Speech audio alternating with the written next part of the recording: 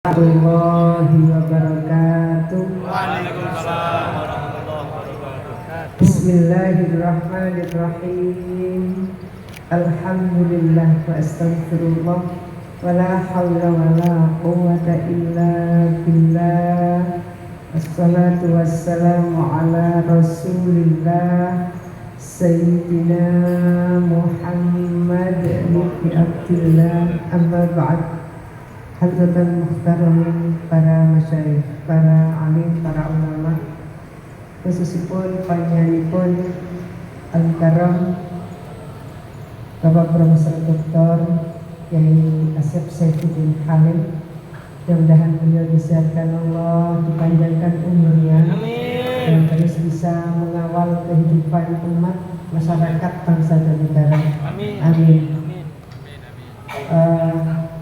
Semua para kiai, Kiai Hamid Manan, Kiai Muflis Alawi, Kiai Nasir, ada Kiai Irfan Yusuf, semua para kiai, para gus yang rawuh di sini, yang saya hormati, kiai-kiai yang saya hormati.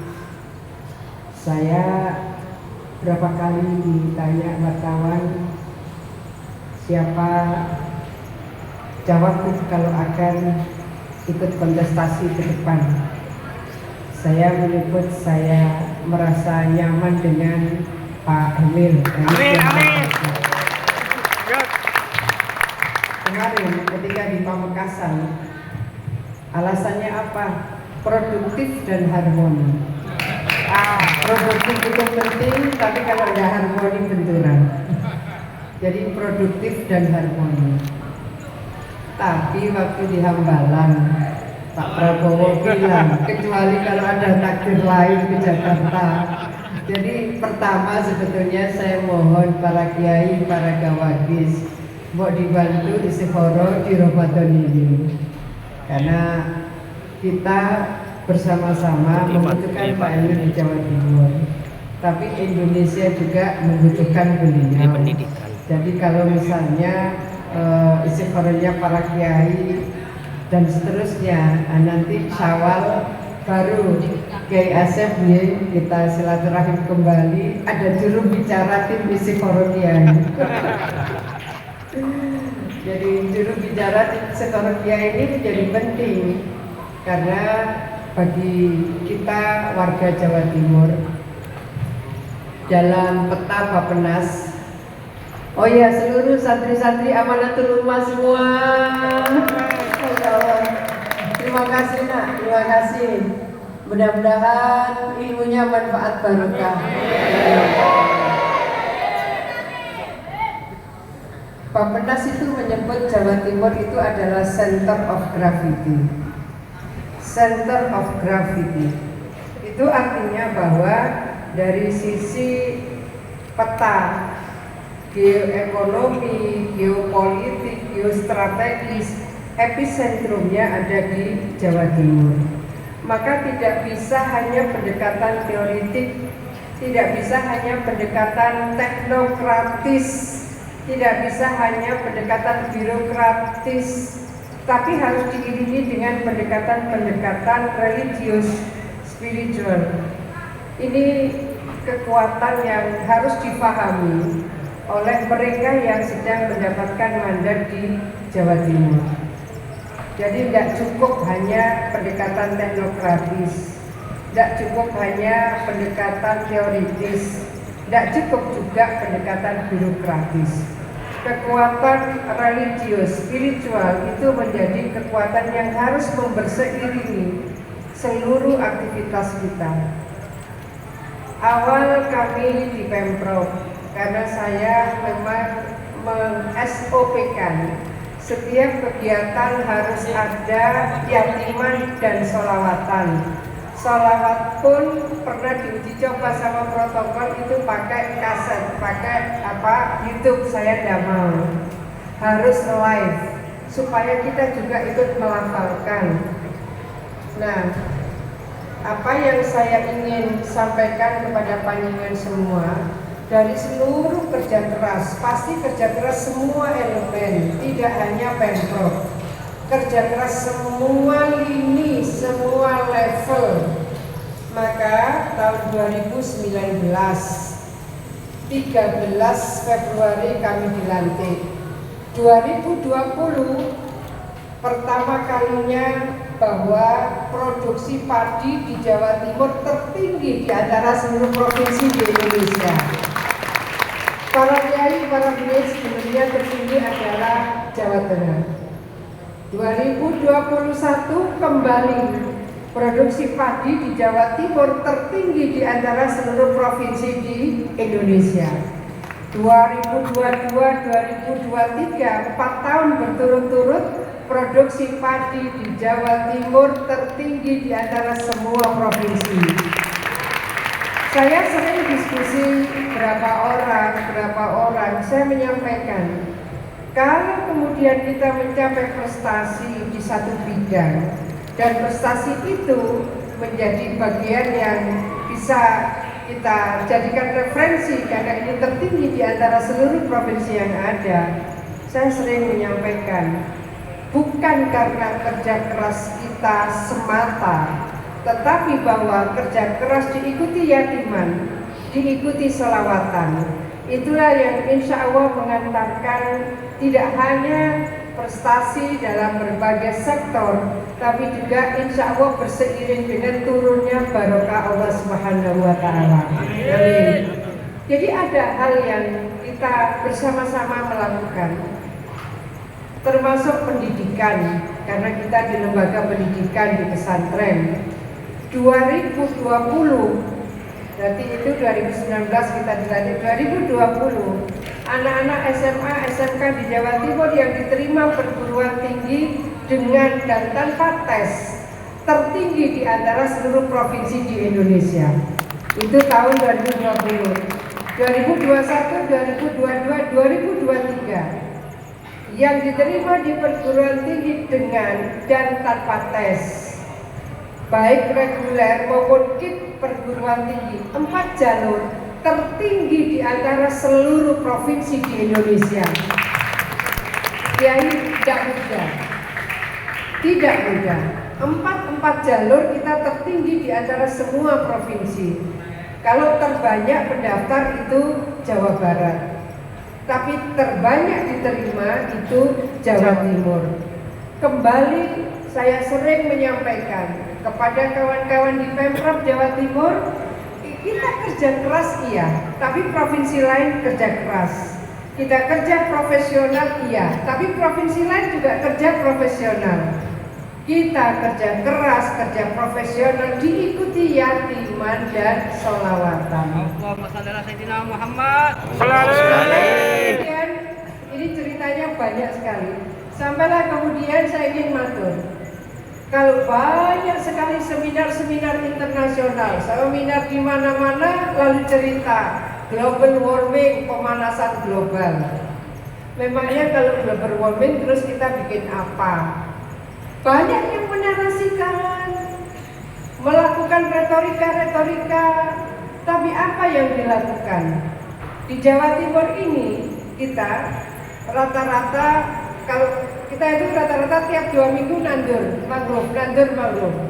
Maka sekarang ini se-Jawa 50% mangrove di Jawa itu ada di Jawa Timur. Yang ingin saya matur adalah setiap kita mau nanam mangrove, padahal itu hutan, tetap ada yatiman, tetap ada selawatan. Karena kalau kita nandur mangrove pun bisa 1.000 bahkan pernah 2.000. Di Politeknik di mana itu Sampang, di Camprong itu kira-kira 2.000-an. Jadi kalau ada yatiman, ada selawatan di hutan, itu kita melakukan. Saya sampaikan, itu daun kering tidak akan jatuh tanpa izinnya Allah. Maka daun-daun itu juga akan mendoakan kita.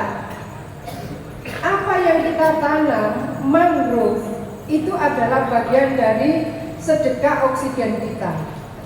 Jadi saya itu mengajak seluruh elemen sedekah oksigen, supaya kita tidak cerita global warming, pemanasan global, tapi kita kemudian tidak efektif melakukan gerakan yang konkret. Kita melakukan itu bukan sekedar menanam, tapi juga membawa tim rebana, sholawatan, yatiman. Ini semua yang saya ingin matur Kiai Bunyai, memberseiringi semua program kita itu kita berseiringi dengan yatiman dan sholawatan. Sekarang alhamdulillah banyak bupati wali kota mengikuti jejak itu. Sebagian besar sudah mulai mengikuti jejak yatiman. Kalau diberseiringi sholawatan rupanya masih harus proses lagi. Apa yang ingin kita dapatkan? Tentu syafaat Rasulullah Muhammad Sallallahu Alaihi Wasallam. Para kiai bunyai mungkin tidak membayangkan. Kita mengawali dengan Pak Emil. Kita dilantik 13 Februari, April puasa. Kita bikin tadarus Al-Quran baik itu di musola Gerhadi maupun di masjid Pemprov. Apa yang kita ingin dapatkan? Tiap hari, meskipun waktu itu ada COVID, kita virtual. Itu kita gilir per OPD. Setelah itu kita khataman. Khatamannya itu semua kepala dinas yang membaca surat, terserah mereka berbagi. Lalu khatamannya mulai ad-duha itu sudah kepala-kepala OPD. Suatu saat ada yang tidak bisa hadir, 2 orang. Katakan diurut nomor 1 sampai 10, nomor 10 nggak bisa datang. Maksud saya, ya nomor 11 akan melanjutkan. Nggak bisa Bu, yang terlanjur dihafal itu sudah surah seperti dibagi. Masya Allah. Itu kalau panjenengan pirsani foto dari atas, jadi rupanya betul Quran. Atasnya itu tulisan Latin. Itu di awal-awal seperti itu.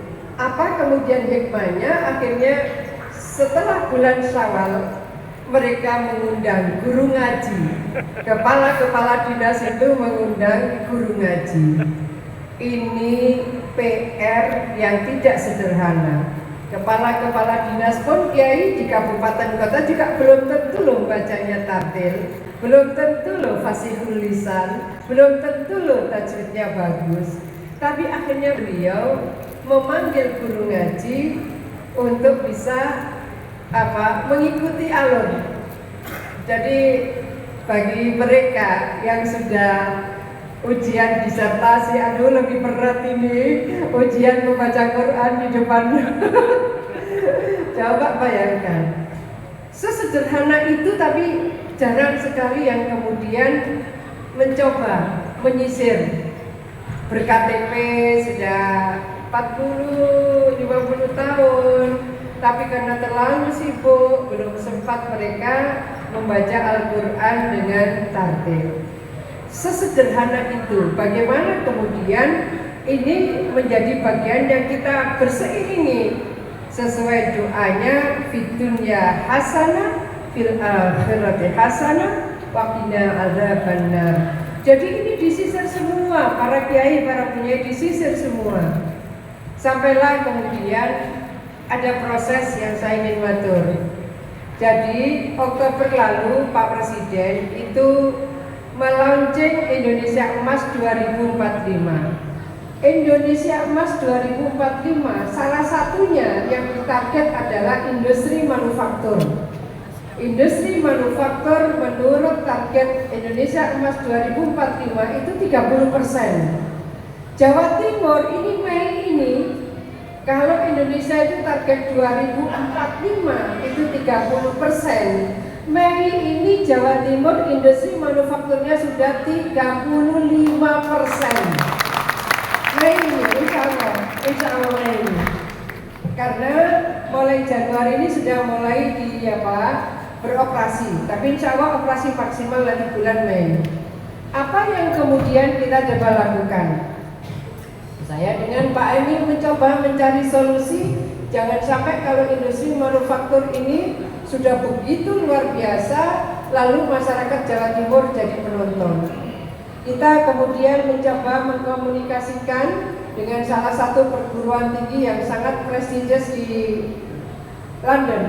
Kalau lebih prestigious lagi itu perguruan tinggi di mana Pak Emil pernah sekolah di sana. Itu luar biasa, Oxford. Ini di bawahnya Oxford tapi perguruan tinggi sangat prestigious. King's College London. Akhirnya kemudian King's College London, King's London itu yang namanya kita ini mau membangun kerjasama dengan King's London. Tidak ada yang percaya. Tidak ada yang percaya. Saya sudah sampai ke London Agustus lalu.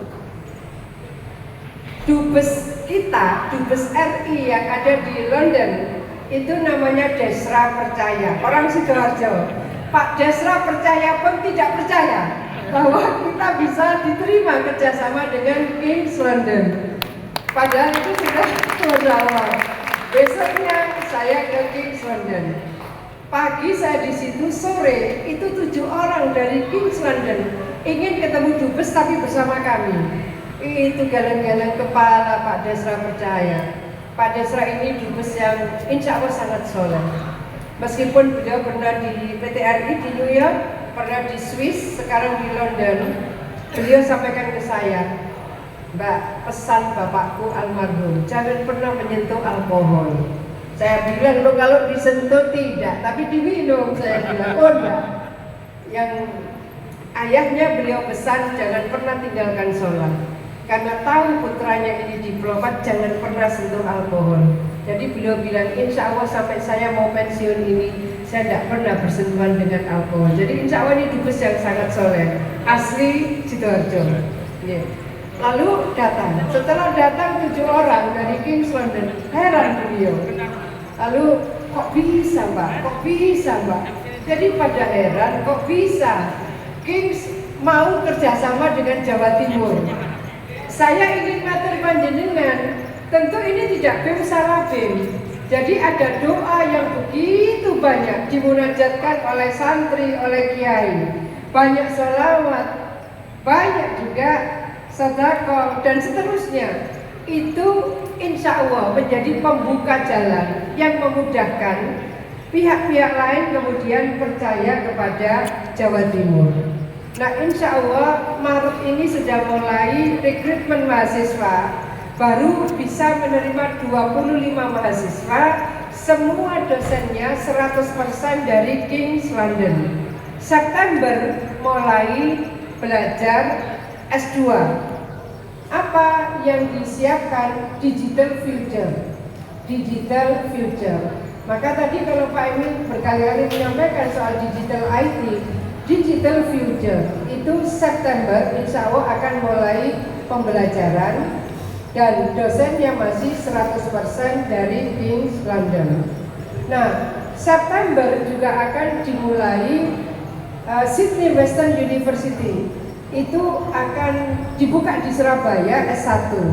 Kata Pak Nadiem Makarim, kalau ini jadi, kan beliau yang meluncurkan, mulai September nanti baru dimulai. Maka beliau bilang adalah S1 luar negeri pertama yang ada di Indonesia, itu adanya di Jawa Timur. Nah, kemudian apa programnya? Digital innovation. Kembali digital innovation. Kenapa ada digital future, ada digital innovation?